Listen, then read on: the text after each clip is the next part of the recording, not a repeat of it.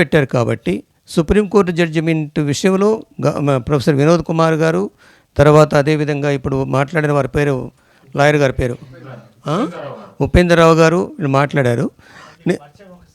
నేనా? Sorry, doctor Gopinath, నేను కార్డియాలజిస్ట్ని. Okay. So ఇది ఈ గొడవ యాక్చువల్గా ఎవరు పెట్టారు, ఎందుకు పెట్టారనే విషయం మనందరికీ కొంతమేరకు స్పష్టత అయితే ఉంది. ఇది ఖచ్చితంగా మతోన్మాదులు, ఫ్యాసిస్ట్ ఫోర్సెస్ తీసుకొచ్చినటువంటి ఎజెండా. ఎజెండా, దీని విషయం గుర్తుపెట్టుకోండి. మాలలు, మాదిగలు ఈ కొట్లాట ఏదైతే ఉందో ఇది టైం పాస్ చేయడానికి, వీళ్ళ మధ్యన గండి కొట్టడానికి పెట్టినటువంటి సిస్టమ్ ఇది. దాన్ని సుప్రీంకోర్టును ఉపయోగించారు. సుప్రీంకోర్టులో అందరూ పవిత్ర జలాలు ఉన్నాయని అనుకోవాల్సిన అవసరం లేదు. Supreme court is probably, if I'm permitted to say, మీరు ఎవరు అబ్జెక్షన్ పెట్టిన నా మీద కేసు పెట్టకపోయినా, కంటెంప్ట్ ఆఫ్ కేసు పెట్టిన పర్లేదు, మోస్ట్ కరప్ట్ ఎలిమెంట్స్ సుప్రీంకోర్టులో ఉన్నారు. This is number 1. మనము ఆ గొడవల్ని కొనసాగించడం, దీన్ని ఎట్లా తేల్చుకునేది ఒక అంశం అయితే, ఇంతకన్నా ప్రమాదకరమైనటువంటి పరిస్థితి ఒకటి ఉంది ఈ దేశంలో. ఆ ప్రమాదకరమైన పరిస్థితి నెంబర్ 1, రిజర్వేషన్ ఎత్తేసే ప్లాన్ ఒకటి. అసలు ఈ కాన్స్టిట్యూషన్ ఇంతకుముందునే ప్రొఫెసర్ హరగోపాల్ గారు చెప్పినట్టు ఏది మన లేదు ఆల్టర్నేటివ్ కాన్స్టిట్యూషన్, దాని పేరు మనుస్మృతి ప్రాచీన రాజ్యాంగం అని పెట్టారు. అది 2023 ఫిబ్రవరిలో 11వ తారీఖున ఇక్కడ ఏది ఇనాగరేషన్ చేయడానికి తెలుగు యూనివర్సిటీలో పెట్టబోయారు. మేము చాలా సీరియస్గా వారిని మొత్తం వచ్చి తగలబెడతామని చెప్పాం. నోరు మూసుకున్నారు. మళ్ళా తర్వాత ఇంకో కేశవ మెమోరియల్లో పెడదామనుకున్నారు.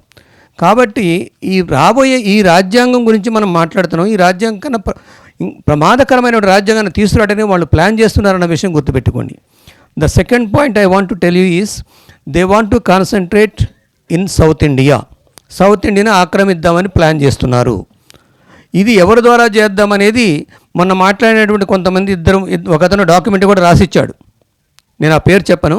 అతను నా దగ్గరికి ఆ డాక్యుమెంట్ తీసుకొచ్చాడు. ఎవరెవరు ఏ కులాలని ఆర్గనైజ్ చేస్తే మనకి తెలంగాణలో పవర్ వస్తుంది, సౌత్ ఇండియాలో మనం ఎంటర్ కావచ్చు అనేది. కాబట్టి ఈ మాలామాదిగల తన్నులాట కాకుండా వెంకటేష్ గారు చెప్పినట్టు మాలామాదిగల తన్నులాట కాదు ఇది. ఈ రిజర్వేషన్స్ అనేవి 10 సంవత్సరాల తర్వాత ఏమైందో ఎవరికి తెలియదు, మొత్తం ఇప్పటికే పోతూ ఉన్నాయి.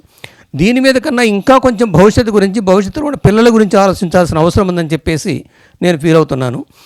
రేపు రాబోయే కాలంలో వాడు గనక సౌత్ ఇండియాలో వస్తే యూపీ లాగానో రాజస్థాన్ లాగానో మంచినీళ్ళు తాగిన పిల్లవాడిని చంపటమో, ఒక అమ్మాయిని తీసుకెళ్ళి రేప్ చేసి వాళ్ళకి సపోర్ట్గా ఊరేగింపులు చేయటమో జరుగుద్ది.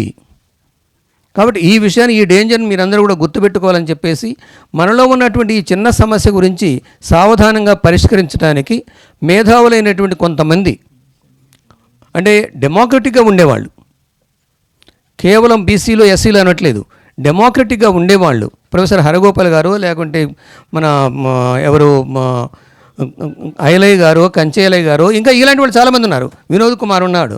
ఈ విధంగా కొంతమందిని, నాకు మొన్న ఒక వ్యక్తి ఫోన్ చేసి, మా దగ్గర కమ్యూనిటీ నుంచి ఒక అరుంధతి పత్రిక నడిపించే వ్యక్తి ఫోన్ చేసి, సార్ ఆల్టర్నేటివ్గా ఆలోచించండి సార్ అన్నాడు. దీనికన్నా భిన్నంగా ఆలోచించండి, రిజర్వేషన్ చుట్టూ కాకుండా అసలు ఈ సమాజం పట్ల మన బాధ్యత ఏమిటో ఆలోచించండి అన్నాడు. కాబట్టి ఈ విషయాలకి మీరందరూ కూడా ఆలోచిస్తారని చెప్పేసి, సుప్రీంకోర్టు జడ్జిమెంట్ మీద నేను ఎక్స్పర్ట్ని కాదు, నేను దాని గురించి పోదలుచుకోలేదు, అందరూ చెప్తున్నారు. కాబట్టి ఇంతకన్నా బెటర్గా ఒక కమిటీని ఏర్పరిచి ప్యాచింగ్, అంటే వీళ్ళిద్దరి మధ్యన ఘర్షణ తగ్గించేటట్టు.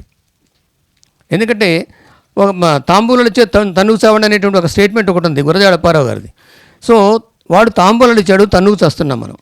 కాబట్టి దీని నుంచి బయటపడి ఇంతకన్నా భిన్నమైన బెటర్ సొసైటీ కొరకు ఎవరైతే అప్రెస్డ్ క్యాస్ట్లు ఉన్నాయో వీళ్ళందరినీ ఎస్సీ, ఎస్టీ, బీసీ, మైనారిటీలు, డెమోక్రాట్స్, ఫార్వర్డ్ కమ్యూనిటీస్ ఉన్న డెమోక్రాట్స్ని కూడా కలిసి ఒక కమిటీని ఏర్పరచుకొని దీన్ని గవర్నమెంట్కి రిప్రజెంట్ చేసే అవకాశాలు ఏమైనా ఉంటాయేమోనని చెప్పేసి ఆలోచించండి.